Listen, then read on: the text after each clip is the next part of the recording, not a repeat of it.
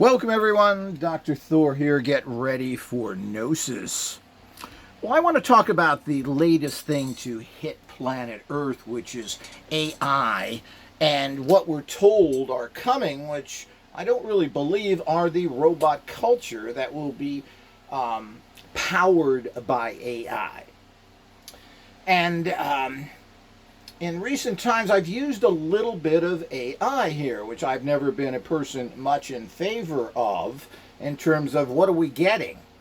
But AI is pretty impressive, and it's being used and has been used for the last 10 years by major organizations, particularly the intellectual ruling elite, your MIT, your Stanford type graduate people going through business and IT school.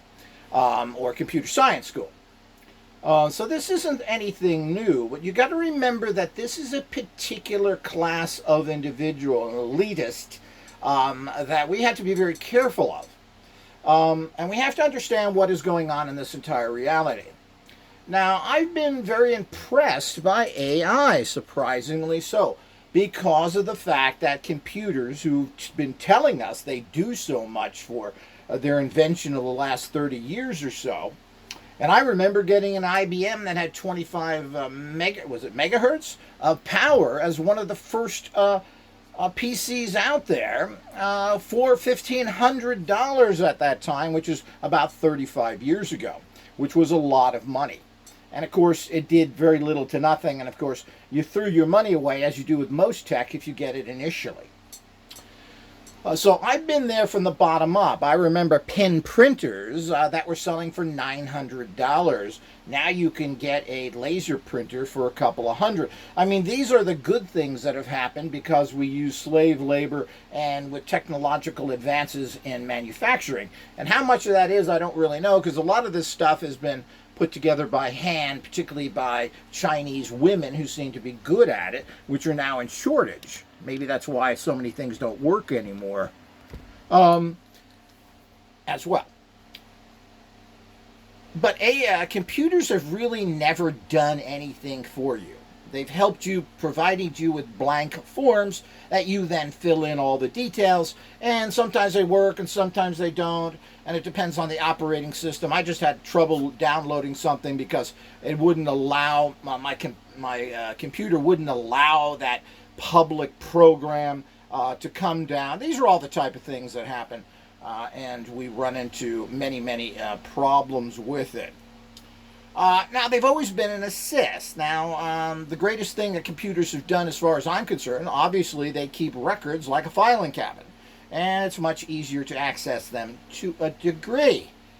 Try and look for a particular file with hundreds of others out there, and you're going to find or thousands, this process becomes difficult.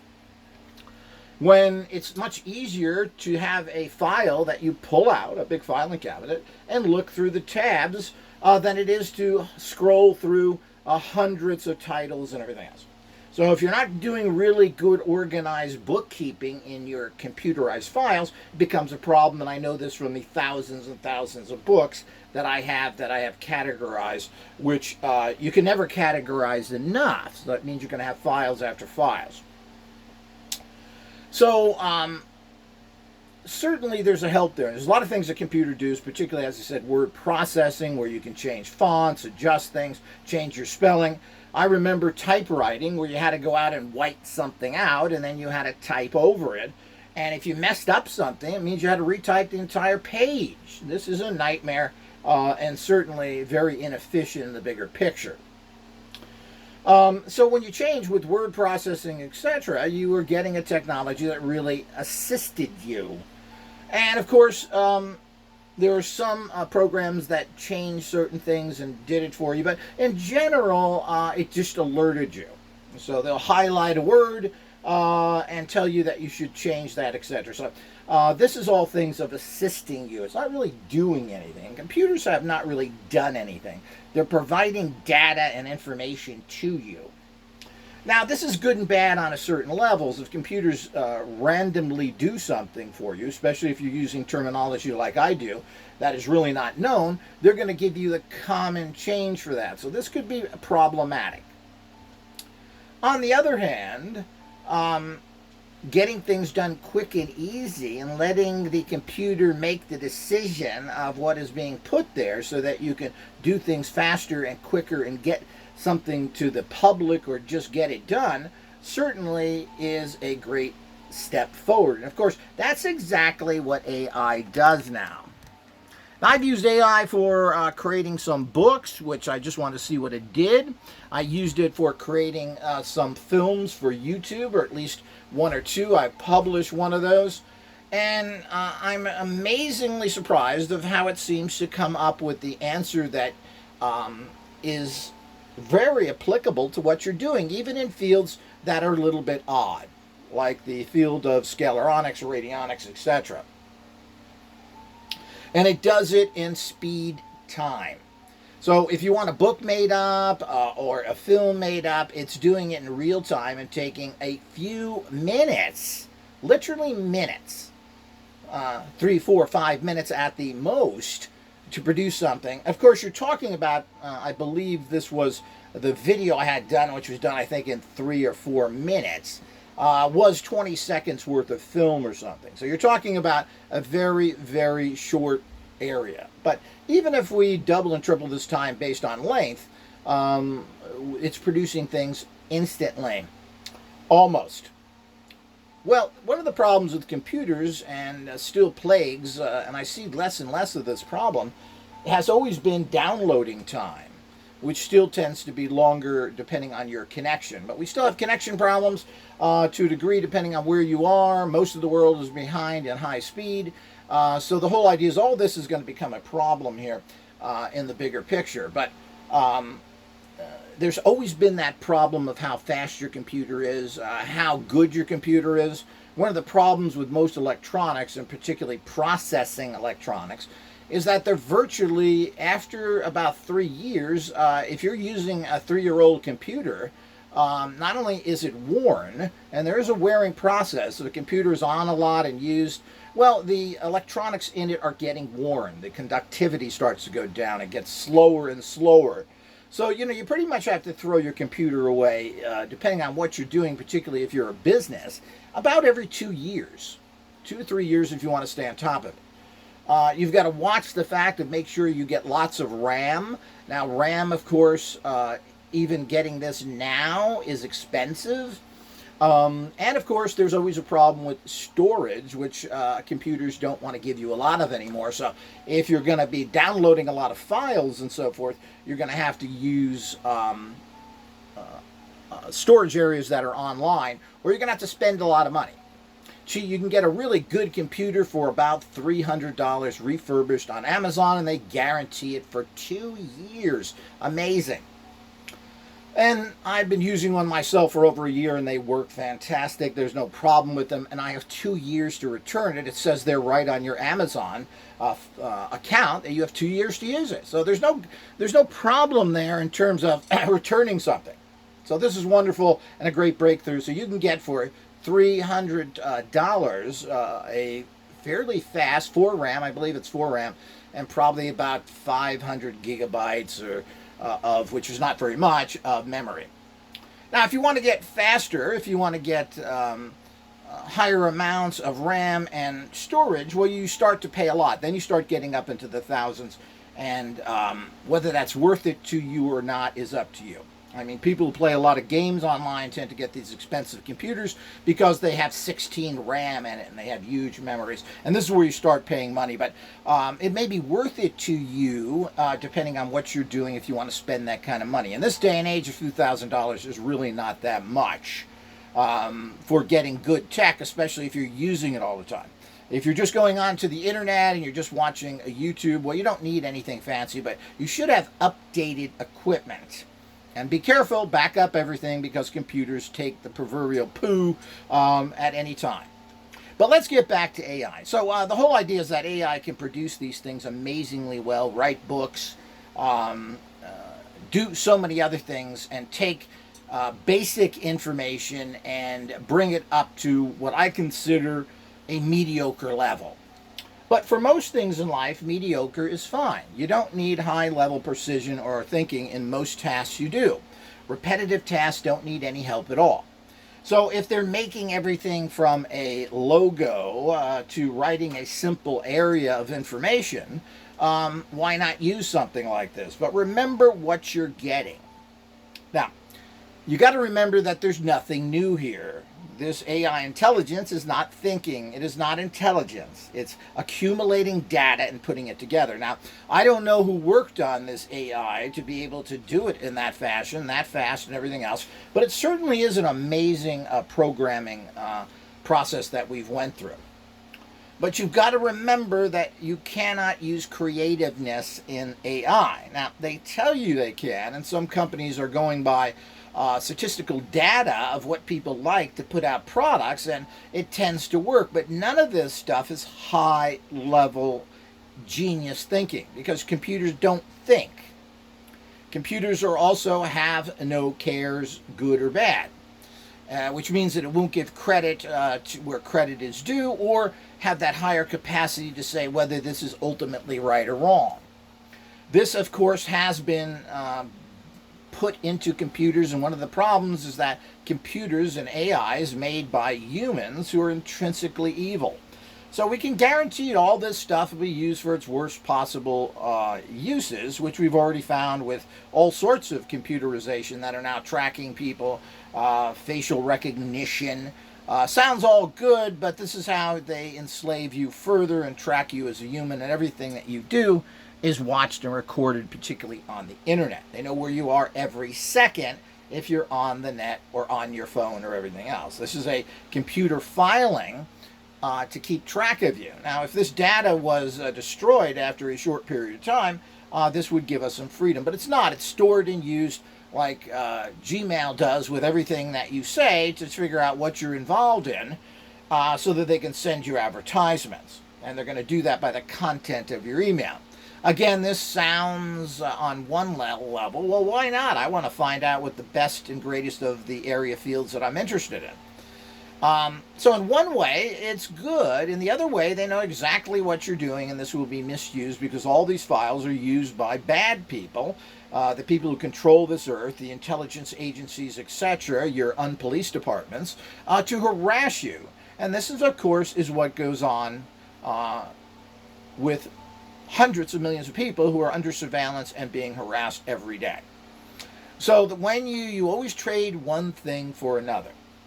Now, supposedly, we're going to have robots coming soon, which are going to be AI controlled. Now, I'm not really sure how all this works. They've never been able to make a good functioning robot, because the reality of having a robot move like a human is very difficult. Just the simplest things that humans do, like standing up, requires a momentous amount of data that you're controlling all your areas.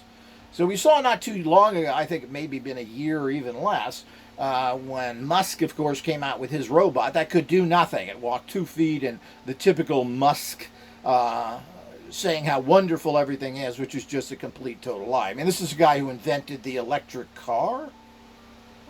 That was invented 150 years ago, Muskie. And that's all you've come up with? Oh, well, stop the computer. What's good? Well, this is ridiculous. So the bottom line is that the problem with electric cars is they cause more ecological damage than continue to run on fossil fuels because of the toxicity of what batteries are that he has done nothing for. And of course, that isn't the solution. The solution was hydrogen, but of course, he didn't want to get into anything that required brains to figure out, plug it in. So the whole idea is that that's a typical Muskism, along with everything else he's not done, including not put together PayPal, not do anything, not make solar panels. I mean, he's done nothing. It's just he's a typical modern fraud. But getting back to AI, now the problem with AI is, and what's interesting is AI will put out, will eliminate the people that it basically designed it. The engineers, all the people in the corporations. Well, we don't need those little elitists anymore. So they're putting themselves out of business. Because the decisions they make are pretty much based on bookie knowledge that can be replicated by a program pretty easily. Now, inventiveness and how corporations, particularly cutting edge tech, works. Well, we don't have cutting edge tech. This is just a culmination of 40 years of computer information that now comes out to do tasks. Now, what AI does is accumulate known knowledge into what appears to be a fairly decent selection of it or presentation of it. So if you want information on something, it does it. We're going to have to see how this helps. So now there is a common way of looking at things. And of course, most people who made everything from logos are using a computer program to put together the pieces. So I don't know how much creativity is there to begin with, but if you have a computer that you give the same software to, well, it doesn't need input that the personal person does. So it'll come up with a logo that's pretty good. Now, as with most things in life, the level of quality of things depends upon the great thinkers that are involved in it. But we've never honored great thinkers. We don't hold Stoicism and Seneca and Marcus Aurelius. These aren't people that are taught on every street corner. We've been taught by the bogus thought forms coming from Middle Europe and their German Arabic background, producing a level of numbness, idiocy that has gotten us nowhere. The Freuds, the Schopenhauers, all these other people that have nothing to say and basically are coming from a particular viewpoint that has produced nothing. And most of that is even stolen, almost all of it is stolen from other people and other cultures. But since we've moved away from rational thought, practicality, and problem solving, when you get these other people involved that are very comfortable with their know-nothing backwards thinking, they consider this a great advancement. Now the problem is AI is just to a point that it is dangerous. It can do most tasks, unthinking, just performing what's programmed into it by a bunch of people who are basically sociopaths anyway, which is your typical IT, MIT, Stanford graduate. These are all people that come from wealthy families, have had a golden spoon in their mouth from day one, and who have been moved along through a brainwashing system. We can further bring this in by a very sociopathic culture that is connected to this. And of course, these of course are the Indians from India who are now everywhere, being 1.5 billion, and certainly are well educated, but are coming from a strange philosophical background. But they, of course, being the group that they are linked to the other sociopathic groups. The Japanese, the German, Austrian, Swiss. These are all sociopathic people that have no idea really what's going on in the world and have been pushing their values to the detriment of society for at least 200 years. So we have to be careful. Now, you know, India is a real problem in general that we have to look at with all these Indian programmers. Now, they're accustomed to seeing the most horrible poverty, horrible class structure and looking the other way. When upper class Indians have been talked to about people that go over there and they say, well, look at all this poverty around you, they don't say how terrible it is. They say, oh, well, we see it all the time. We're used to it. It's not the fact that they want to change anything or fix anything. They spend $6 billion and more a year to send rockets to the moon while they don't even have plumbing for most of their population. They have more cell phones than they have toilets. You can always look at the old movie Slumdog Millionaires, was that it? And watch their wonderful toilet system. I mean, they don't have enough toilets. People have to do their business in the street. For a country that's so rich and so smart, they have come very few steps in the world evolution. And these people, of course, right now to the potential vice president, J.D. Vance, whose wife is Indian, first generation, and of course, she's a Hindu. All those great American values. Now, there's nothing wrong with any of that, and certainly Christianity has been probably the biggest failure that we can point to in mankind. 2,000 years of Christianity, and we're loving and kissing. The world is wonderful, isn't it? There's no wars going on. The planet's fine. Everybody's helping everybody else. Sarcasm. So the whole idea is that all of that goes with this is something we have to be very cognizant of. But, when you look at all the people, and I heard the ex-Google CEO talking about AI and what he's investing in with his perspective, and he was talking about how people have to work harder. I wonder how hard he works. Of course, we can understand his mentality, Mr. Schmidt. Well, we know where he's coming from. So the whole idea is that he thinks that everybody should be slaves, and he's sitting on a giant pile of money, not helping anybody. So, and it's amazing how all these privileged class people, well, they want their gourmet meals. They want to be driven like Google does. They want the massages. They want to be driven back and forth to work. And all the things that these people get, like most of the elite people. I mean, this was part of particularly the military-industrial complex, the aerospace industry, that these people don't really have much work because government contracts in particular want lots of employees. That's part of what the government welfare is all about. So basically, there's never enough work to go around if you're one of those smart engineers that get in there. And I know this from personal experience. They sit at their desk and sleep. They play the stock market. They do their hobbies. They build models because there's no work for them. But the government requires 50 engineers when only 20 are needed. So these people are the same way, and listening to their elitist attitude was really funny. They were talking about having a discussion I recently watched online, and one of these head of these elitist snobs who comes from an Indian background, were talking about things, and they decided that, well, we've covered all this. I need a little break, and he decided to take a month off. Can you do that at your job? And he decided, well, we're going to go over here and take a month off at this penthouse in Santa Monica, probably costing $15,000 to $20,000 a month. Can you do that? Or is that a third of your salary? So these are the kind of deviant personalities that don't give a damn about anybody else that are going to be in charge of all this. Fortunately, the computers will put them out of business.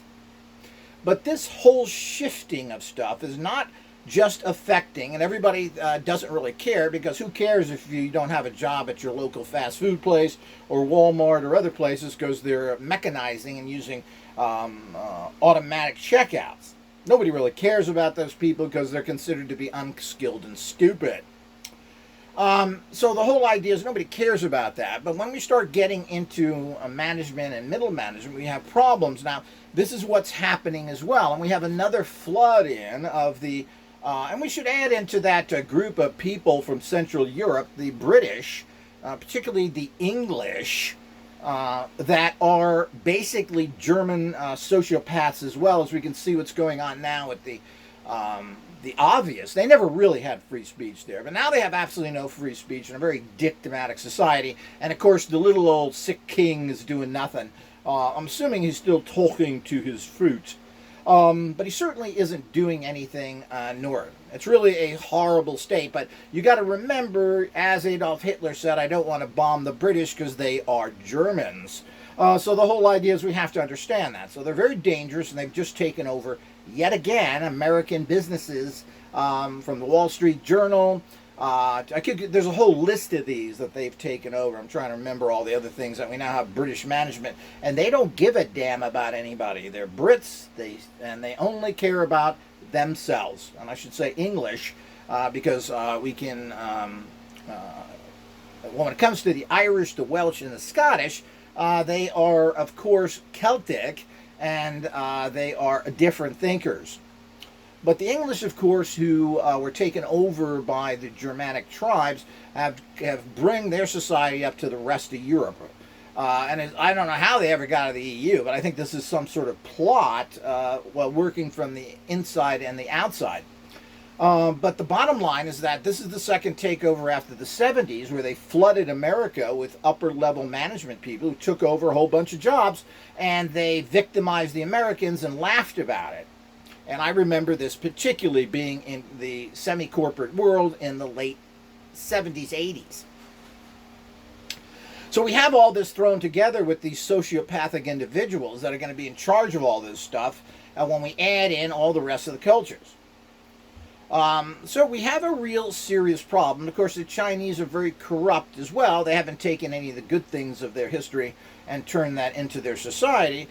They've decided to build a very corrupt society like everything is. Of course, everybody's corrupt, so there's no such thing as non-corruption. If you walk on two legs, you're corrupt, and probably anything else in this realm of society. So we have to be very careful there. So while artificial intelligence is going to help a lot of people, and this is something that everyone out there listening to my voice should heavily get involved in, figure out artificial intelligence, what's going on and how to use it. Because these things, meaning that what would take you months to build, whether it's a website, a book, or anything else, you can build within minutes and be up and running. This is frighteningly powerful. And it seems to be going over most people's heads. So everybody needs to jump into this and figure out what's going on, because that's where everything's going to come from. You now can compete on a playing field with almost anybody out there. They're talking about now forming companies, and you're talking about these big money companies can now be put together, formed, and be active in business within a month with as little as 3 people involved in it. I think you could do it with 1. So this is getting scarier and scarier. You also have to understand that these elite, these MIT people are all arrogant little shits that actually will push. They are superior over you. They treat you like you're nothing more than a slave on their plantation. I've had plenty of contact with these people. They're nasty people, and they only care about their reality, which is their class of people, and you are nothing more than a farm animal to them. If you don't understand that, then you're missing the point. So all of this, while it's exciting on one hand, is not on the others, and the fact that these programs will put the IT engineers and a lot of engineer-type people designing programs and stuff out of business is basically good, because these people never function very well in anything anyway. But it's ironic and poignant at the same time. Now, how much of this is going to come into robots, I have no idea. But robots, again, like everything, if there's a bad robot, because he had a bad planner. They're not thinking, they're not sentient in any way. They're processing information, which when you watch processed information in large amounts, what happens is the fact that it comes off to be genius and intelligent when that's just an illusion. So bad people design bad robots and bad programs, and of course we live in a bad people reality.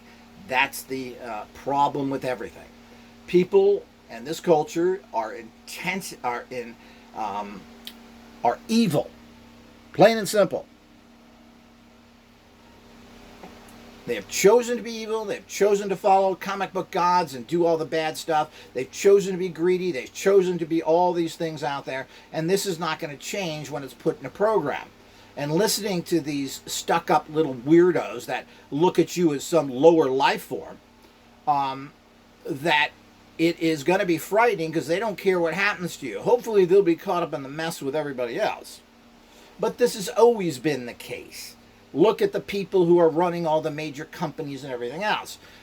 Look at Bezos and his wealthy, very highly educated background and his connections. Now, he did the common business, low-level screw job by going into an industry, undercutting all of them, taking all the business away like Walmart did. I mean, it's the same very simple principle.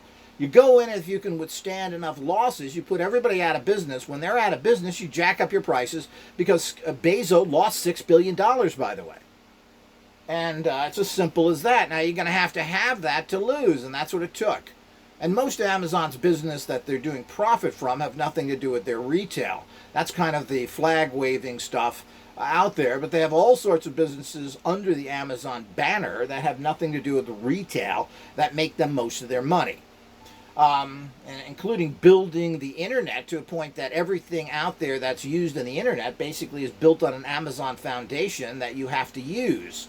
But I won't get into all that stuff. But there's certainly nothing there. And of course, Amazon as a business, particularly with its resellers, has viciously treated them and is, again, very corrupt, as there's internal people making millions off of the shafting of business people that I allege. It's hard to prove all this stuff, but people's businesses are yanked out, and this happens with everywhere, whether it's eBay or Etsy. All of these corporations work as the same as the world works the same. It's amazing how one thing that's universal about the world is it has really the same way of operating. Very, very interesting. But we have to understand that this is a new reality that we have to face, and there's certainly, this is coming on full steam. This is what's going to happen in the next few years. Everything's going to be AI. Now, this has been happening for a while anyway. If your account's been put on hold by PayPal or eBay or Etsy as they check your sales because, good God, you made another $20 more this month than usual, this is all AI, and they do this randomly to everybody. This is a way of them finding out whether you're operating legally, instead of having, I hope AI gets to the point to say, well, this person's been operating for 10 years. Why would they be doing this? Why freeze their account and their funds? And then wanting to produce bogus information from them. But this is what's been going on, and everybody is hit by it.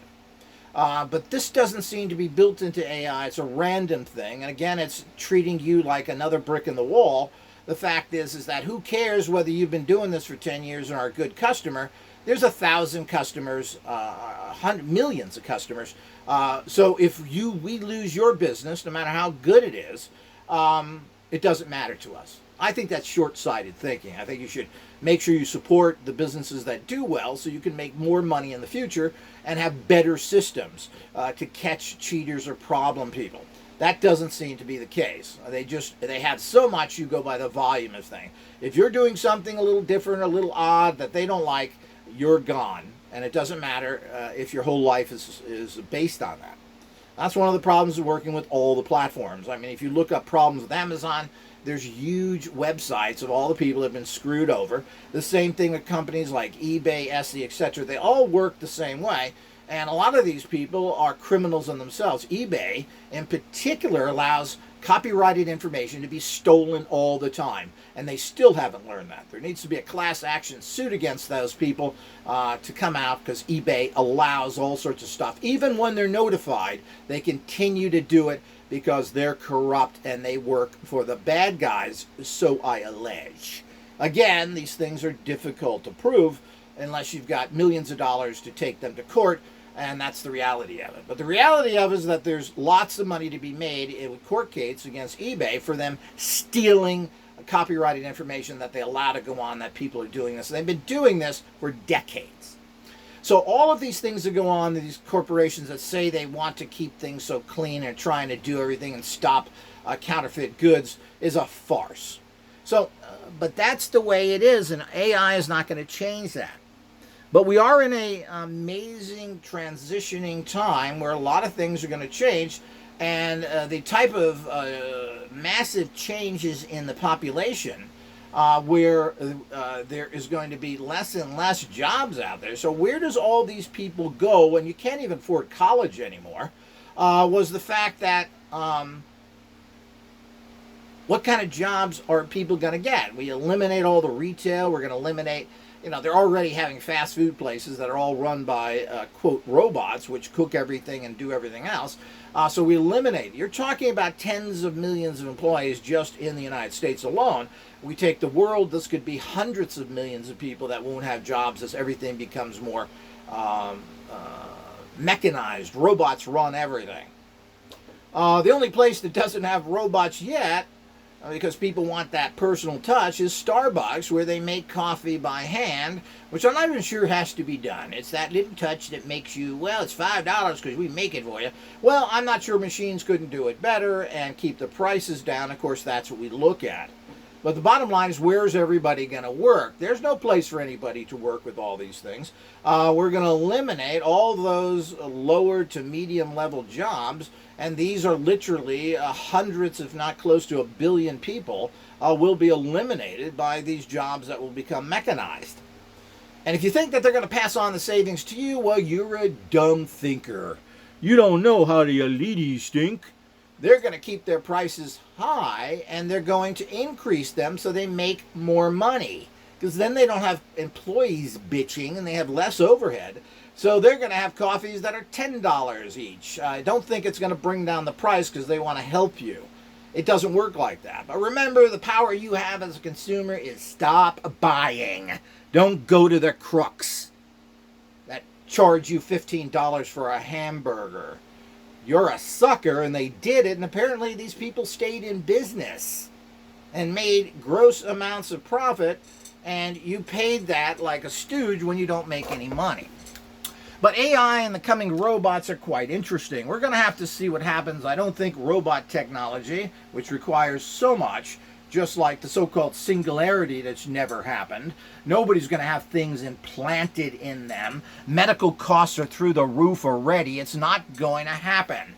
And the massive amount of hospitals and implant places and take care of everything and the costs involved make the singularity, which really isn't possible anyway, something that's a fantasy, as AI is to a degree. We're going to have to see what happens, and as we turn more and more of our realities over to non-judgmental, do-as-you're-told computer systems, the more dangerous human survival becomes. Until next time.